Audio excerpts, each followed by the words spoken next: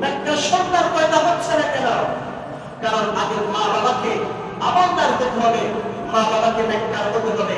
মা বাবা যদি নামাজি হয়, মা বাবা যদি পরহেজগার হয়, তাহলে ওই ছেলে সন্তানগুলো, ওই মেয়েগুলো পর্দাশীল, নেককার, পরহেজগার হতে হবে। সুবহানাল্লাহ।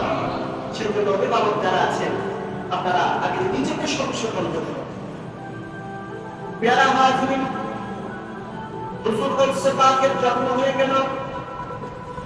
জন্ম হওয়ার পরে ওনার জন্মের 4-5 বছর পর সময় যখন হলো, তখন গৌসে পাকের আব্বা যান হুজুর বরকত আব্দুল কাদের জিলানীকে মক্তবের মধ্যে নিয়ে গেলেন। এখানে মাঝখানে একটা কথা বলে যায়, সেটা হচ্ছে গৌসে পাকের জন্ম হয়েছিল তখন ওনার মায়ের বয়স হচ্ছে 60 বছর।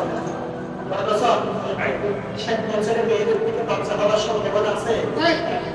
কিন্তু দেখুন আল্লাহর উপরে 60 বছর বয়সে গৌসে পাক জন্মগ্রহণ করেছিলেন। গৌসে পাক জন্মের কিছুদিনের মধ্যে যখন ছোটবেলা ওনার বাবা মারা গিয়েছিল, তখন গৌসে পাকের আম্মার বয়স ছিল 70 বছর। কিন্তু ওই সময়ও মা সন্তানকে পড়ালেখা থেকে দূরে রাখেন। মা বলছে আমার সন্তানকে, মা আগে নিজের সন্তানকে পড়ালেখা শিক্ষা দিয়েছিলেন। যখন গৌসে পাকের বয়স 4-5 বছর হয়েছিল, তখন মক্তবের মধ্যে নিয়ে গেলেন কোরআন হিফজ করার জন্য। গৌসে পাকের আম্মা যান গৌসে পাককে নিয়ে মক্তবের মধ্যে গিয়ে ওনার উস্তাদের কাছে পাঠিয়ে দিলেন। উস্তাদকে বললেন, হুজুর আমার সন্তান আব্দুল কাদেরকে আপনি কোরআনুল কারীম হিফজ করাবেন, মুখস্থ করাবেন। উস্তাদ আব্দুল কাদের জিলানীকে বেছে নিল। নেওয়ার পরে উস্তাদ আব্দুল কাদের জিলানীকে বসালেন।